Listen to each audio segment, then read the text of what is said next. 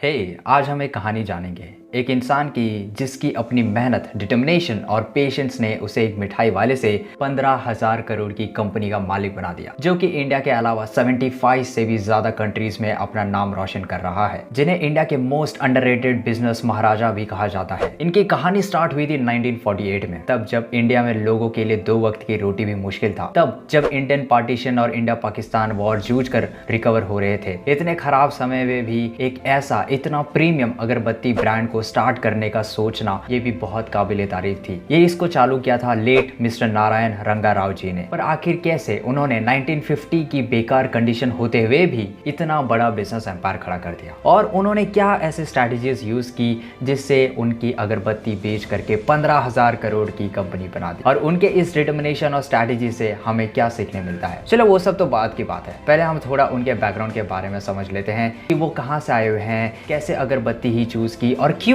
अगरबत्ती चूज की, और कैसे एक इतनी बड़ी प्रीमियम अगरबत्ती ब्रांड बना दी जो अभी तक भी उन्हें कोई कंपीट नहीं कर पा रहा है। उनकी कहानी स्टार्ट होती है मैसूर 1948 में। उस वक्त राव जी मिठाई बेचते थे, गाड़ियां रिपेयर करते थे और साथ में ही उन्होंने टाइपिंग का भी काम सीख रखा था। बट इतना सब कुछ करते हुए भी उन्हें बिल्कुल भी मन नहीं लग रहा था। तभी राव जी को एक बहुत बड़ा अपॉर्चुनिटी दिखा। वो अपॉर्चुनिटी था अगरबत्ती में। पर अगरबत्ती ही क्यों?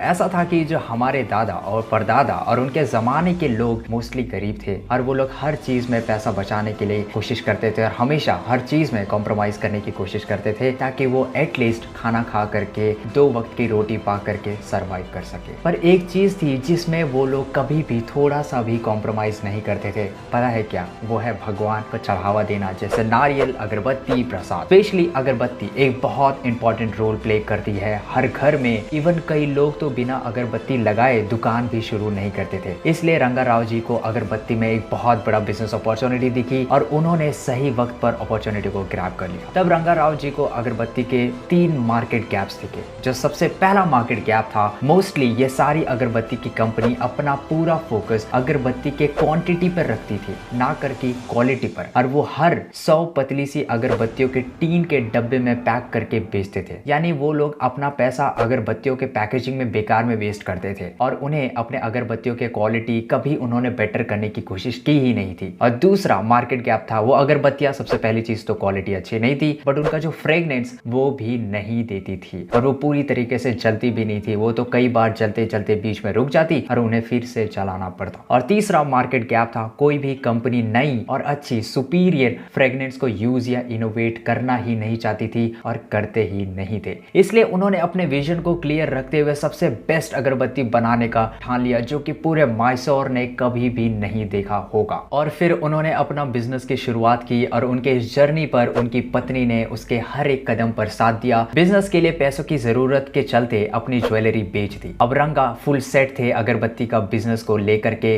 लेकिन उन्हें परफ्यूम और फ्रेग्रेंस की बिल्कुल भी नॉलेज नहीं था कि कैसे अच्छे क्वालिटी और नए फ्रेग्रेंस कैसे इनोवेट किया जाता है। परफ्यूमरी और फ्रेग्रेंस बनाने का एक आर्ट होता है जिसमें बहुत सारा पेशेंस और एक्सपेरिमेंटेशन की जरूरत होती है। उस वक्त परफ्यूमरी और फ्रेग्रेंस बनाने का कोई भी बुक अवेलेबल नहीं था। उस वक्त के मैन्युफैक्चरर्स नॉर्मली नेचुरल ऑयल्स और जंगल पर डिपेंड होते थे नए फ्रेग्रेंस इनोवेट करने के लिए। एरोमेटिक केमिकल्स के बारे में किसी को कुछ ज्यादा नॉलेज नहीं हुआ करता था। अब अच्छे सुपीरियर क्वालिटी फ्रेग्रेंस जो कि लंबे समय तक टिक सके, इसके लिए उन्हें एरोमेटिक कंपाउंड्स का नॉलेज और मास्टरी जरूरी थी। इसके लिए फिर उन्होंने पूरे 600 रुपए देकर 3 पाउचेस नाम की परफ्यूमरी की बुक इंपोर्ट करवाई, वो भी सीधा जर्मनी से। और पता है उन्हें ये इंपोर्ट कराने में करीब 6 महीने लग गए। एंड उस टाइम पर इंटरनेशनल इंपोर्ट करना खुद में ही एक इम्पॉसिबल सा काम था। फिर रंगा राव जी ने एक्सपेरिमेंटेशन के बाद परफ्यूमरी और फ्रेग्रेंस मेकिंग में केमिकल्स को यूज कैसे करते हैं और उसे समझा, और अपने प्रोडक्ट पर महारत हासिल की, और बेस्ट इन क्लास अगरबत्ती बनाने की जर्नी यहीं से शुरुआत की। उन्हें कई सारे चैलेंजेस का फेस करना पड़ा, जो कि सबसे पहला और सबसे इंपॉर्टेंट चैलेंज था। हर बिजनेसमैन और एंटरप्रेन्योर के लिए एक सबसे बड़ा चैलेंज ये होता है कि उसका प्रोडक्ट मार्केट आए और मार्केट में आखिर एंटर करे कैसे, उसे मार्केट में उतारे कैसे। के लिए सबसे ज्यादा जरूरी चीज होती है मार्केटिंग, और मार्केटिंग में चाहिए बहुत सारा पैसा। पर बड़े प्लेयर्स हर मार्केट में वो लोग सेलर्स को बड़े मार्जिन देकर अपने प्रोडक्ट से ज्यादा मार्केटिंग करा देते, और इस वजह से जो छोटे प्लेयर्स होते हैं, जो छोटे कंपनीज होते हैं, उन्हें कम प्राइस पे बेचना पड़ता या कई बार उन्हें नुकसान में जा करके सेलर्स का मार्जिन इंक्रीज करना पड़ता। उस वक्त 100 स्टिक के पैकेट 1 रुपए में आता था, पर राव जी ने अपने प्रोडक्ट्स को मार्केट के प्रोडक्ट से 3 गुना महंगा बेचा, और वो भी शुरुआती दिनों में। ये शॉकिंग है राइट, पर तब भी उनकी सेल्स आसमान छू रही थी। पर आखिर कैसे? यहाँ पर राव जी ने एक जीनियस स्ट्रैटेजी यूज की,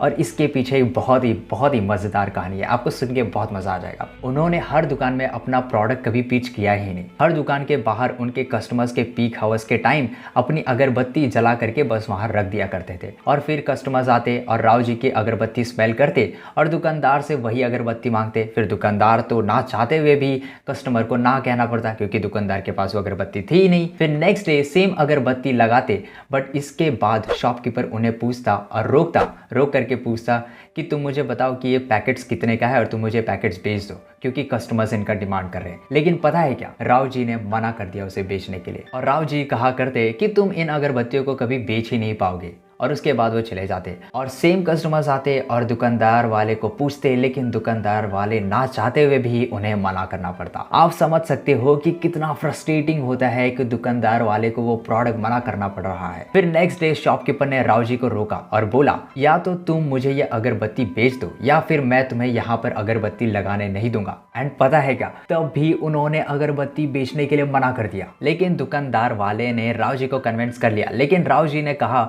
ये लो 2 अगरबत्ती की पैकेट और अपने घर जाके लगा दो, उसके बाद बातचीत करेंगे कि मैं तुम्हें बेचने दूंगा या नहीं। लेकिन जब शॉपकीपर ने ये किया, तब उनके घर वालों और पड़ोसियों को इस अगरबत्ती की स्मेल गई और वो पूछने लग गए इन अगरबत्तियों का क्वालिटी के बारे में। एंड फिर नेक्स्ट डे शॉपकीपर ने राव जी के साथ बैठ करके ऑर्डर प्लेस किया, वो भी बिना बार्गेनिंग और डिस्काउंट के। ऐसे साइकिल अगरबत्ती ने मैसूर की दुकानों पर राज करना शुरू कर दिया। पर इस स्ट्रैटेजी से मार्केट में तो एंट्री हो गई साइकिल की, बट जब कॉम्पिटिटर्स बढ़ने लगे और सेम तरीके से कम्पीट देने लगे, तब क्या किया साइकिल अगरबत्ती ने, अपने कॉम्पिटिटर्स को वापस उन्होंने कैसे पीछे किया। और सेम एथिक्स राव जी ने अपने नेक्स्ट जनरेशन को पास ऑन किया, और नेक्स्ट जनरेशन ने अपने नेक्स्ट जनरेशन को पास ऑन करते गए। राव जी के बेटे मूर्ति, जिसने उनका बिजनेस बाद में हैंडल किया। मूर्ति जी बिजनेस टूक ओवर करने से पहले फ्रांस गए और परफ्यूमरी का मास्टर हासिल की, और जब वो आए तब उन्होंने नोटिस किया कि अगरबत्तियों का सेल्स कभी ऊपर जाता है तो कभी नीचे जाता है,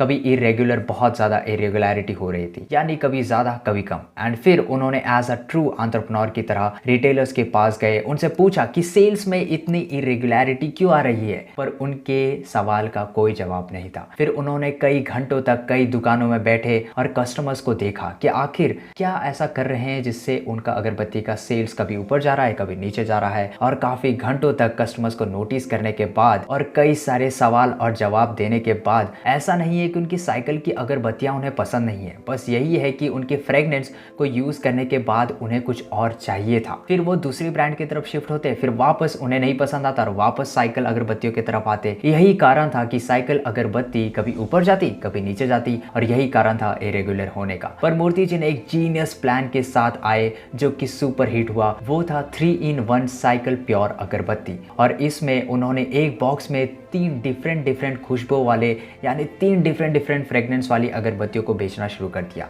एंड इसके बाद जैसे सोचा था वैसा ही हुआ, उनकी सेल्स फिर से आसमान छूने लगी। इवन अभी भी उनकी 3-in-1 साइकिल प्योर अगरबत्ती उसका बेस्ट सेलिंग प्रोडक्ट है। एंड इस 3-in-1 मॉडल का मोस्ट अगरबत्ती मैन्युफैक्चरर्स कॉपी करके अपना डुप्लीकेट वर्जन बेचने लगे। फिर साइकिल ने नेक्स्ट स्टेप जा करके अपने कॉम्पिटिटर्स को पीछे छोड़ के 4-in-1 फ्लेवर्स निकाला, जो कि अगेन सुपर हिट हुआ। यही सेम पैशन और इनसाइट के साथ जो 3rd जनरेशन थी रंगा जी की, वो परफ्यूमरी को सीख रही थी, और उन्होंने इस आर्ट को मास्टर करते हुए बहुत सारे अलग अलग different in house flavours invent किए, फ्रेगनेंस इन्वेंट किए, जो कि अभी भी बहुत ही इनोवेटिव है। एंड ये सभी यूनिक फ्लेवर्स और फ्रेगनेंस दूसरे मैन्युफैक्चरर्स के लिए हमेशा बहुत ज़्यादा टफ होता है कॉपी करना, और बहुत ही मुश्किल होता है इतना क्रिएटिवली इनोवेट करना। जैसे साइकिल वुड्स, साइकिल हेरिटेज, लिया, फ्लूट, रिदम और भी बहुत सारे डिफरेंट डिफरेंट ब्रांड्स। इस वजह से साइकिल की अगरबत्तियां हमेशा मार्केट में कॉम्पिटिटिव बनी रही और हमेशा कॉम्पिटिटर से आगे रही। इसी वजह से साइकिल की अगरबत्तियां मार्केट में हमेशा टॉप पर रही और अपने कंपटीशन को हमेशा पीछे छोड़ दिया। इसी तरह वो एकदम 70 देशों में फैल गए। इसके पीछे सिर्फ इनका प्रोडक्ट ही नहीं, जो ट्रस्ट और ब्रांड वैल्यू बिल्ड किया है साइकिल ने पिछले 75 सालों में, यही सेम तरीके से आगे भी अपना विजन, मोटिव और लोगों को बेस्ट फ्रेग्रेंस देने का ऑब्सेशन के साथ को सर्व कर रहे हैं। इन्होंने अगरबत्तियों की दुनिया में जहां टीवी पर पहली बार एडवर्टाइजमेंट करते हुए एंड फर्स्ट अगरबत्ती ब्रांड जो कि क्रिकेट के साथ एसोसिएट हुआ था, और अपने पोर्टफोलियो को बहुत तेजी से बढ़ाते हुए अपनी कंपनी को 2007 में 400 करोड़ से अब भी करीब 15,000 करोड़ कंपनी की बना दिया। तो दोस्तों, आई होप आपको ये वीडियो बहुत अच्छा लगा होगा। राव जी की कहानी सुनकर आपको बहुत मजा आई होगी। आई होप कि आप ये सेम स्टोरी से आप खुद इंस्पायर हुए होंगे, और अगर ऐसे ही वीडियो आपको चाहिए तो हमारे चैनल को अभी सब्सक्राइब कीजिए। मिलते हैं नेक्स्ट वीडियो में। Good bye.